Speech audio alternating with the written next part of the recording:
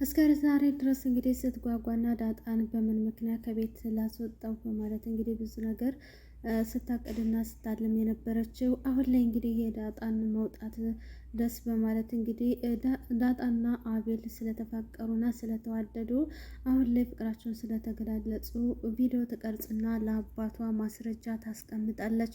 በጣም ነው የሚያሳዝነው። ዳጣ እንግዲህ አሁን ላይ በጣም ደስ የሚል ላይፍ ከናታን ጋር እንግዲህ ጥሩ ጊዜ እያሳለፉ ይገኛሉ። በስንት መከራና እስከ ዛሬ ድረስ እንግዲህ ፍቅር ይዟት የማታውቀው ዳጣ ዛሬ ላይ ግን ፉንቃ ገብቶላት ማለት ነው ከናታን ፍቅሩን ገልጻለታለች። ምንም እንኳን ወድሃለሁ አፈቅርሃለሁ ባትለው እኔ እኮ ምንም ነገር አላውቅም የመጀመሪያ ፍቅር ነው፣ ስለዚህ በቃል እንኳን ባልገልጽልን በምልክት ላሳይ በማለት እንግዲህ በግንባሯ ትወጂኛለሽ ወይ ሲላት ማለት ነው። እሷም እንግዲህ በግንባሯ አዎ ወድሻለሁ፣ እንግዲህ የምትወደኝ አንተ ከሆነ እንግዲህ ጉንጭን ሳማ አድርገው በማለት እንግዲህ ናታንና ዳጣ ደስ በሚል ነገር እንግዲህ ጊዜ ያሳልፋሉ።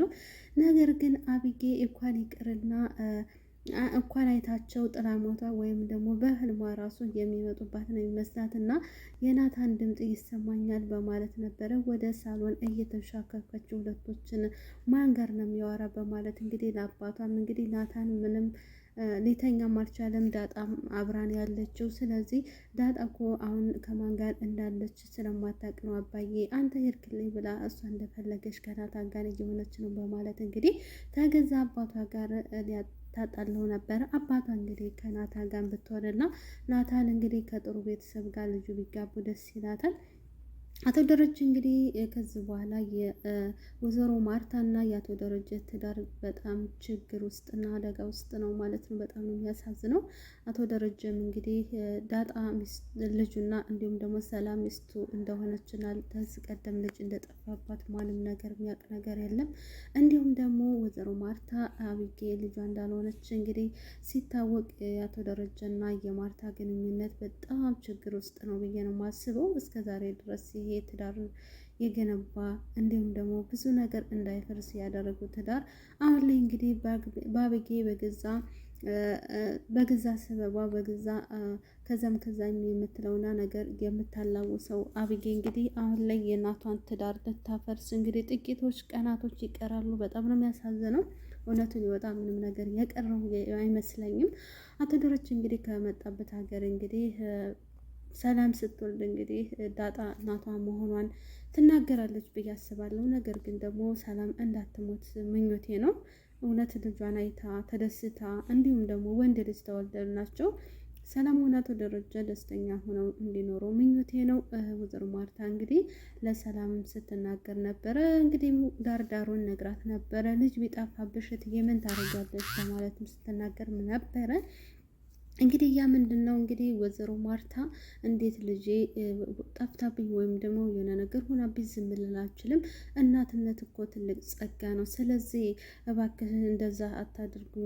በቃ እንደዚህ ከሆነ መፈለጌና መቀጠል ነው ያለብኝ እንጂ እንዴት የእናትነት ኃላፊነት እንዴት እንደዚህ ይሆናል በማለትም ስትናገር ወሰናለች። እንግዲህ ወይዘሮ ማርታ አሁን ላይ የአባትሽን ባታቂም አሁን ላይ እንግዲህ እዚህ ቤት በሰላም ተወልጃለሽ፣ ስለዚህ የትም አጠፋበሽም፣ አትፍሬ፣ እኔ ከጎንሽ አለሁኝና እቤታችን ተወልጃለሽ፣ ሆስፒታልን ባትወልጅም ስትል እንግዲህ ምክሯን ሰምታታለች። እስከ ዛሬ ድረስ እንግዲህ በጉጉት ስንጠብቀው የነበረው የዳጣንና የናታን ፍቅር እንግዲህ ትናንትና በጣም ደስ በሚል ነገር ማለት ነው ወድሃለሁ ወድሻለሁ ተባብለው የሰላም ምክር እንግዲህ ሰርቷል። ሰላም እንግዲህ ልጇ መሆኗን ሳታውቅ ናታንም እንግዲህ የልጇ አፍቃሪ ወይም ደግሞ የወደፊት የልጇ ባል መሆኗን ሳታውቅ እንግዲህ ሁለቶች ስለተዋደዱና ሁለቱ ስለተፋቀሩ ወይም ደግሞ አንዱ ለአንዱ ይገባዋል ይገባታል በማለት ነበረ ነገሮችን በሙሉ እንዲሆን ያደረገ ማለት ነው። በጣም ደስ ይላል ማለት ነው። ወይ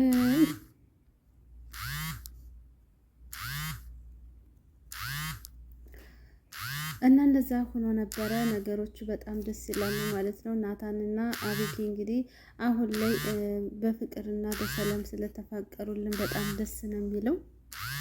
በጣም እና በጣም ከምላችሁ በላይ አቶ ደረጀም እንግዲህ ለሰላም እውነቱን ሊነግራት ምኞቴ ነው። እውነት እናትና ልጅ መገናኘት ይኖርባቸዋል። ከዚህ በላይ መሰቃየት የለባቸውም። የምሬ ነው የምላችሁ፣ የምሬ ነው የምላችሁ። ለምን እንደሆነ አላውቅም። ሰላምዬ በጣም ነው የምታሳዝነኝ። ሁሉ ህይወቷን፣ ሁሉ ነገሯን በቃ ምን ልበላችሁ፣ ሰራተኛ መሆን የለባትም። ለልጇ ስትል ነው እዚህ ቤት የተቀመጠች። ለልጇ ስትል የአብጌ ተሳዳቢ ሆናለች። አብጌን አንቺ ባልሽ የማን ነው? ከማን የደቀልሽው? ከማን የወደድሽው? ወስ ደፍረሽ ነው? ከአባዬ ነው ወስ ደግሞ ከናታን ነው? በማለት ብዙ ነገሮችን እየተናገረ ትገኛለች። እሷ ግን ምንም አትመስላትም። ነገር ግን ለልጇ ስትል ልጇን እዚህ ቤት አንድ ቀን አባዬ ወይም ደግሞ እናቴ ብላ ይመጣሉ። ስለዚህ ልጄን ቁጭ ብዬ ጠብቃለሁ እንጂ የትም ምንም አላደርግም በማለት እንግዲህ ከዛሬ ነገ እየጠበቀቻት ትገኛለች። ነገር ግን ዳጣ መጠርጠር ነበረባት፣ ሰላም ማለት ነው። ሰላም ይችላል ለምንድን ነው የመጣች ምንድን ነው የሆነው የሚለውን ነገሮችን ብትናገርና እውነቱን ብታወራ መልካም ነበረ። ነገር ግን ዝምታ አንዳንድ ጊዜ ይጎዳል ማለት ነው። ከዚህ ቀደም እንደተገናኛችሁ ልብ ለብ ሲገናኙ ደስ ብሏቸው ነበረ። ነገር ግን ደግሞ አሁን ላይ ደግሞ እውነቱን አቶ ደረጀ ቢነግራት በቃ ልጅሽ ዳጣ ናት። ነገር ግን አንቺ ልጅሽን ይዘሽ ጥርግ በይ፣ ከዚህ ቤት መውጣት አለብሽ፣ ከዛ መውለድ አለብሽ፣ ሌላ ቦታ ሄደሽ ቢላት መልካም ነበር። እኔ ያግዝሻለሁ ቤትም ከሆነ። አቶ ደረጀ ግን ዳጣን የመሰለች ጀግና፣ ዳጣን የመሰለች የሴት ወንድ ማለት ነው፣ እሷን ማጣት አልፈለግም አቶ ደረጀ እንግዲህ ትዳሬ እንዳይፈርስ፣ ነገር ግን ነገሮቹ ሁሉ እስከሚስተካከሉ ድረስ በማለት እንግዲህ ወይዘሮ ማርታ እንግዲህ የእሷ ልጅ እንዳልሆነች አብጌ ብታውቅ ብዬ ምኞቴ ነው። ወይዘሮ ማርታ አሁን ላይ በልጇ የተነሳ ጣውስ ውስጥ ገብታለች።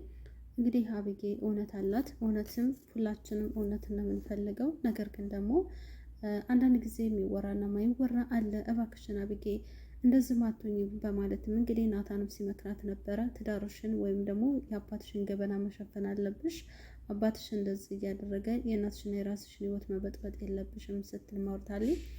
እንግዲህ አብጌ ናታንን የኔ ብቻ እና ብቻ ና አንተን ነው የማገባው፣ ከዚህ በኋላ አብረን የምንኖረው ልጆችን የምንወልደው አብረን ነው። ይሄ ቤቱ እኮ አባዬ በእኔ ስም ነው የሚያደርገው ስትል የምትናገራለች። ናታን ግን እኔ ከአንቺ ጋር መኖር አልፈልግም፣ ነገር ግን ይሄ ቤት ያንቺ መቼም አይሆንም፣ ነገር ግን ደግሞ ሰው ከማይወዱት ጋር መኖር እኮ አይችልም ሲልም ተናግሯል ማለት ነው።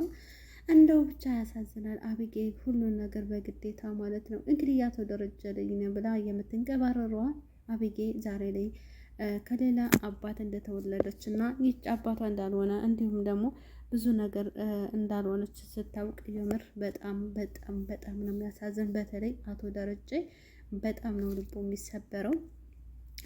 ማለትም እንግዲህ እንደምታውቁት ወይዘሮ ማርታም ጀግናና ጠንካራ ሰው እንዲሁም ደግሞ ጎበዝ ናት። ማለትም በጣም የዋህ መልካም ሰው፣ ደግ ሰው፣ ሩህሩህ ናት።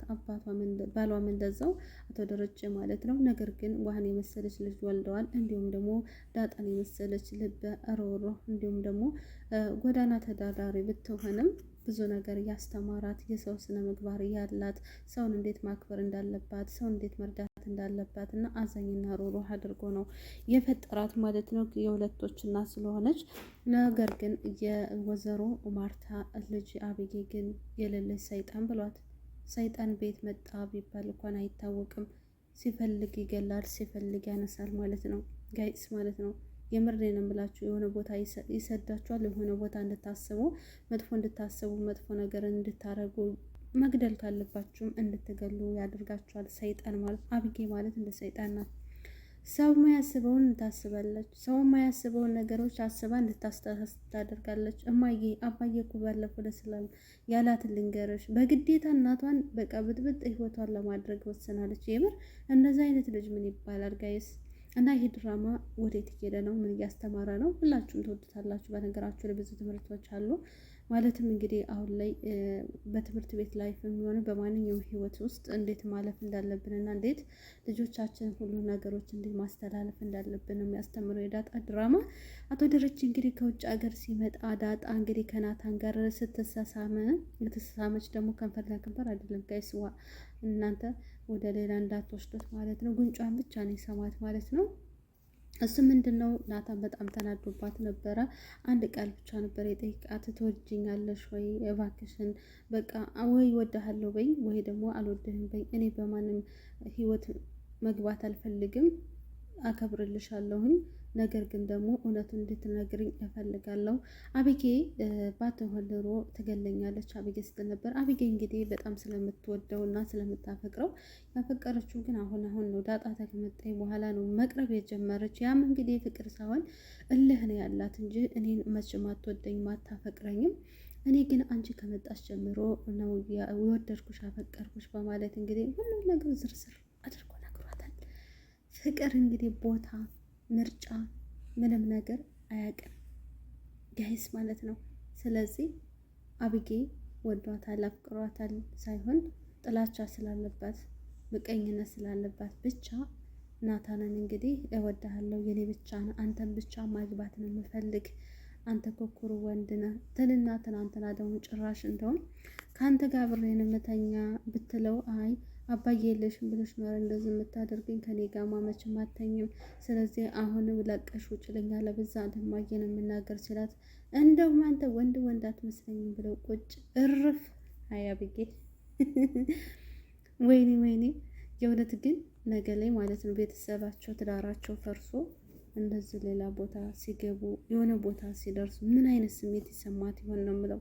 ምን አለ ባላደረግኩ ኖሮ ምን አለ ህይወትን ባልበጠበጥኩ ኖሮ የምትል ግን አቶ ደረጀ እንደሷ መናጤ ሰውና ክፉ ሰው አይደለም በነገራችሁ ላይ ማለት ነው። በጣም ደግ ሰውና መልካም ሰው ነው እና ስለዚህ እንትን ይላል ብዬ አስባለሁኝ። እነሱን በስነ ስርዓት ይንከባከባል እንደ ልጁ አድርጎ ይይዛታል ብዬ አስባለሁኝ። እንደው ማርታንም እንግዲህ ምንም እንኳን ብትበደል ብታለቅስ ብትከፋም ትረዳዋለች ብዬ አስባለሁ። እሷም የራሷ ሚስጥር ስላላት እሱም ደግሞ የራሱ ሚስጥር ስላለው ሁለቶችም ሚስጥር አላቸው። ስለዚህ ሚስጥራቸውን ይደባበቃሉ ወይም ደግሞ ሚስጥራቸውን ይግባባሉ ብዬ አስባለሁ። እንግዲህ የዳጣ ድራማ ደስ የሚለው እንግዲህ ናታንና አቢጌ ፍቅራችን ተገላልጠዋል። እንግዲህ አቢጌ እንግዲህ ዳጣ ናታንን ስትስመው ቪዲዮ ቀርጻ ለአባቷ ልታሳየው ወይም ደግሞ ለዞሮ ማርታ ታሳያትና ከዚህ ቤት የሚወጡበት ቀን ደረሰ። ኦማይ ጋድ እንግዲህ ዳጣና ናታን በጣም ነው የሚያሳዝኑት። የምር እንደዛ አይነት ቦታ ባይገቡ ባይ ነበርኩኝ። ናታን ግን የመጣው ይምጣ የሁሉም ነገር ተዝቧላ መደበላለቅ አለበት። እውነቱ መታወቅ አለበት። እኔ ወድሻለሁ አፈቅርሻለሁኝ ስለዚህ ምንም ማድረግ አልችልም። ስለዚህ እየሰማው ስማ የፈለገው ይሁን ብሏል። እንግዲህ ናታንም ከዚህ ቤት የሚባረር ይመስለኛል። ዳጣም እንግዲህ በናታን የተነሳ ከዚህ ቤት ትወጣለች ብዬ አስባለሁ። አቶ ደረጀም ደግሞ ስለሚረዳትና ስለሚያውቃት አባቷ ስለሆነ ለምን እንደዚህ ታደርጋለች ቢላትም ወደደኝ ወደድኩት እና ታዲያ ፍቅር ምን እንደሆነ አላውቅም በማለት እንግዲህ